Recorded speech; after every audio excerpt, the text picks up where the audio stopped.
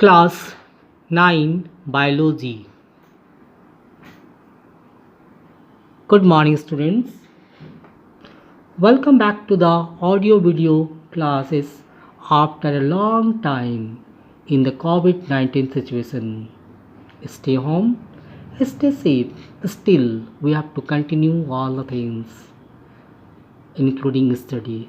So, today we'll restart new chapter seed of plant physiology. Biology class 9. Good morning, students. Welcome back to the audio video classes after a long time in the COVID-19 situation.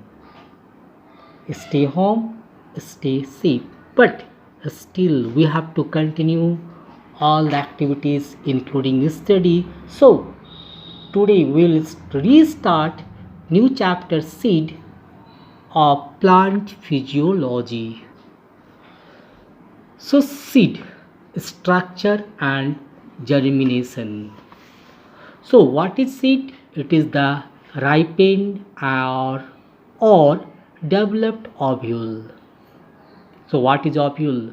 So to know about the ovule, just let's come back to the some previous chapters.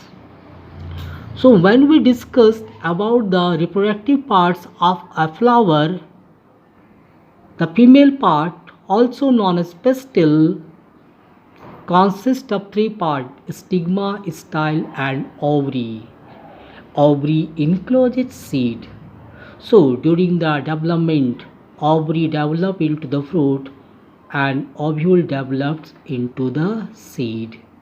That's why seed is the ripened or developed ovule that is located inside the fruit. So what is fruit? It is the ripened or developed ovary. Now third, grain. So if we took the example of maize, the seeds of the maize are known as grain because in case of maize, the fruit wall and the seed coat are fused. So such structure in which fruit wall and the seed coat are fused called grain. So before we talk about the germination of seed, it would be appropriate to refresh your knowledge about the actual meaning of the term fruit, seed and grain. So fruit is the enlarged or ripened ovary. The ovarian wall forming the fruit wall which encloses the seeds. The fruit protect the seeds and help in seed dispersal because animals bird used to eat the fruit. Some taking away the fruit from the plant and thus it helps in the dispersal of seed. Seed is the ripened ovule. It contains an embryo which develops into a new plant. The seed coat protects the embryo from mechanical damage, example bean seed, etc. So see the structure of seed. A seed contains seed coat and this seed encloses two cotyledons,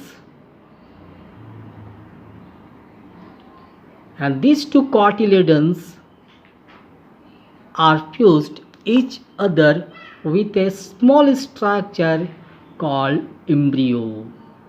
This embryo have plumule and radicle. During their development course, this radicle develops into the root and the plumule develops into the shoot part of the plant. Clear all of you? So before germination we have to study about the seed. Again, seed coat that contains two cotyledons and two cotyledons are joined by a structure known as embryo.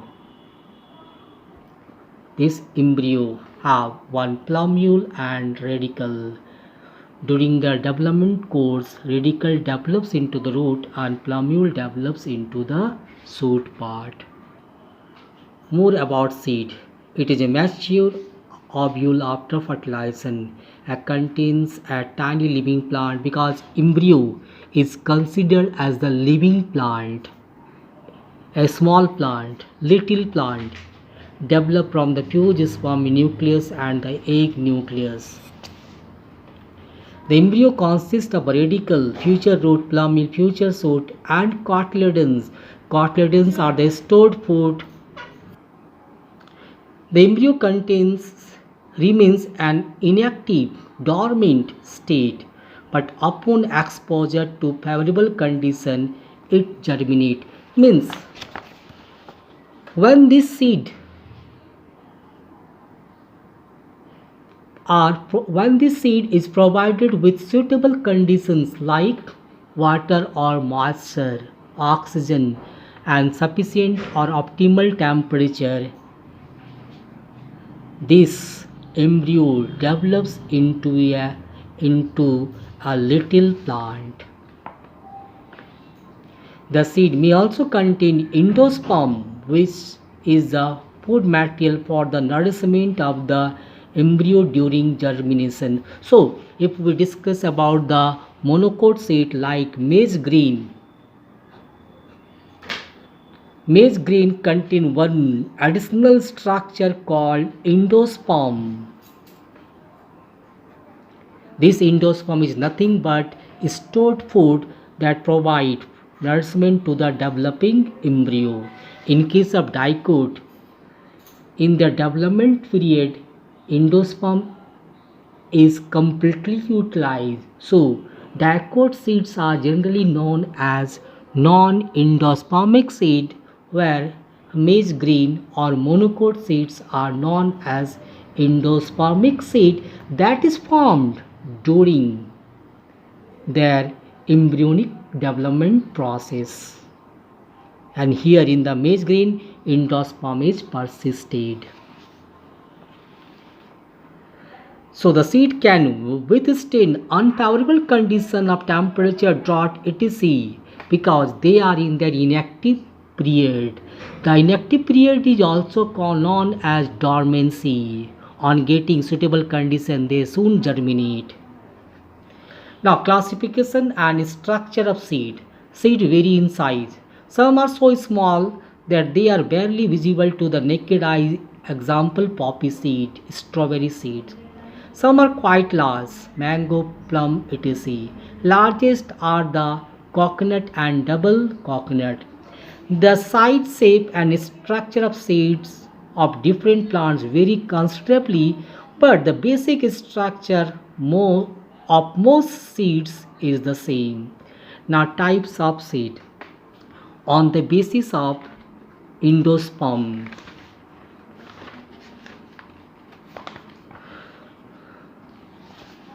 So on the basis of endosperm, on the basis of endosperm, seeds are classified as albuminous and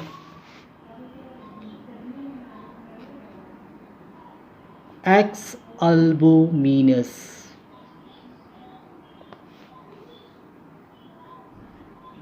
Here, cotyledons are thin and membranous. Cotyledons are thin and membranous. Here, endosperm is persisted.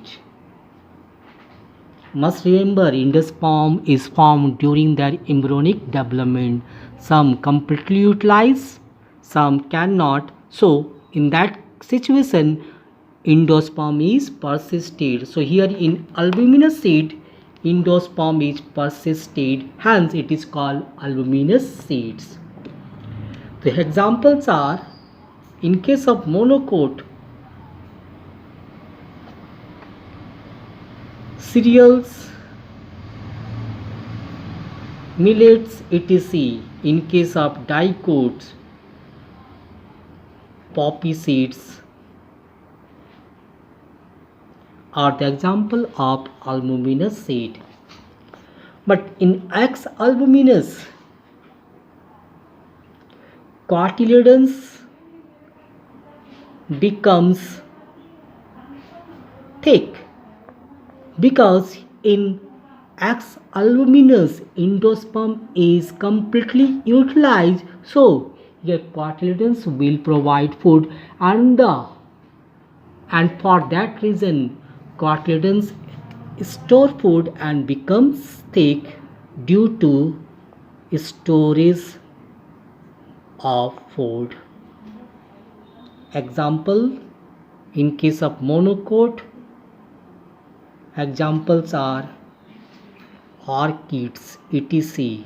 And in case of dicot, it is P, gram, etc. Clear? So on the basis of endosperm albuminous and the X albuminous. X albuminous are also known as non-endospermic.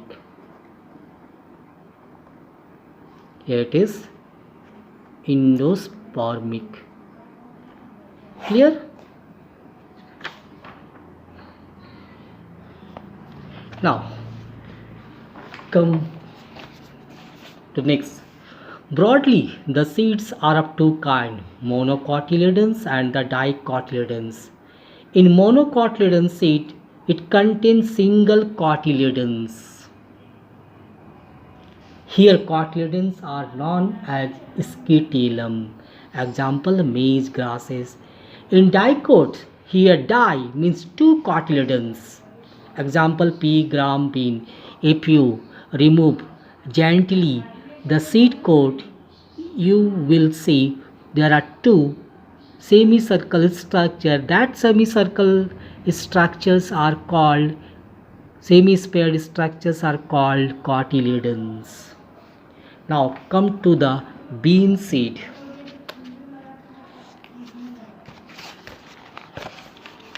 A bean seed is biconcave structure.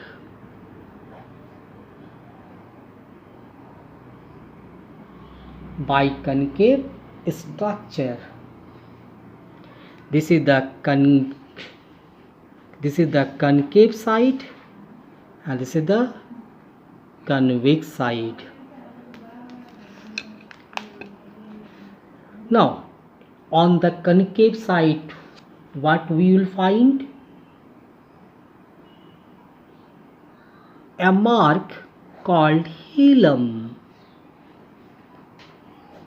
When the seed was inside the ovary, this hilum is the site of attachment of the seed with the fruit. So fruits or the seeds attached with the fruit by a structure known as hilum.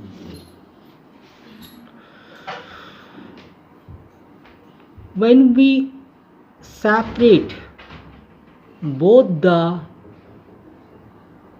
cotyledons, because bean seed is an example of dicot seed, when we separate both the cotyledons, then these two cotyledons are attached by a structure known as embryo, and this embryo contains one plumule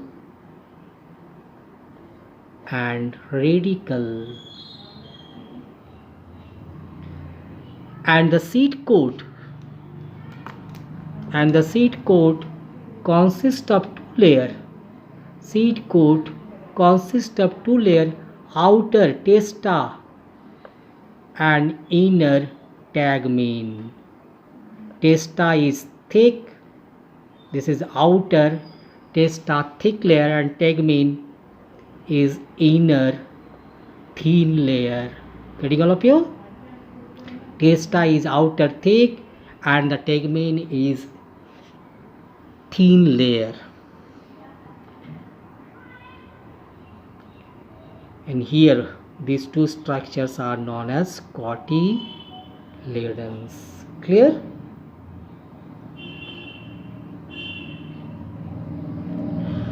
On getting the favorable condition, this radicle again develops into the root part and the plumule develop into the shoot part. That's why embryo is considered as little plant. It is considered as little plant. If you observe gram seed, then on the side of hilum there is a small pore. This pore is known as micropylar pore. This is the pore through which the pollen tube enters into the ovule or female gametophyte. So this micropylar pore is also persisted in the seed. When we soak seeds in water, this is the side through which the waters enter into the seed. Clear all of you? So this is all about the bean seed, example of dicot seeds. Now come to the monocot seed, example maize grain.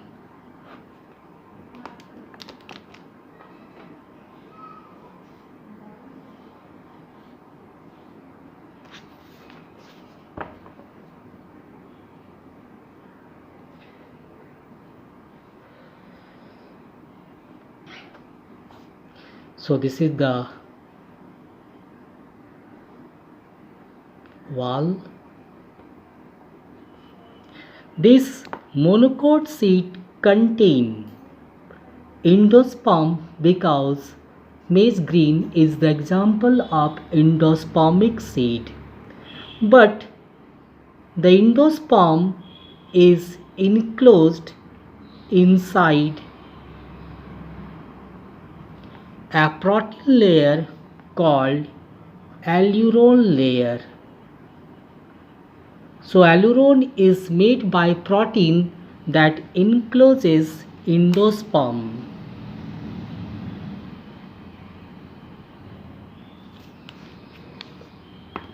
Here monocots contain single cotyledons, but here cotyledons are known as scutellum. In case of monocots, cotyledons are called scutellum. It also contains small embryo. But this embryo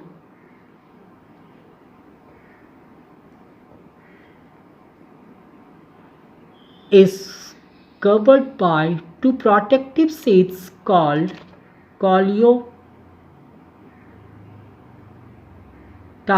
and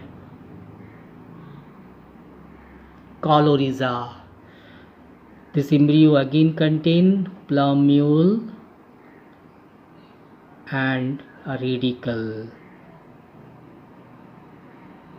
So the embryo contains plumule radicle that develop into the shoot part, root part, but the plumule and radicle are covered by two sheath-like structure known as coleoptile and coryza because on germination these directly move upward and downward. When they move upward and downward, they used to penetrate the soil. So to protect their tender plumule and radicle, coleoptile and coryza protect their tender shoots. So altogether, this is the maize grain example of monocot seed, endospermic seed, and maize grain is more nutritious than the dicot seed because it contains carbohydrate, protein, some amount of fats, and various nutrients. That's why small childs are provided with cornflakes with milk. So today we will stop our session here. Next day we'll continue from the germination. Clear all of you? Have a good day. Bye all of you.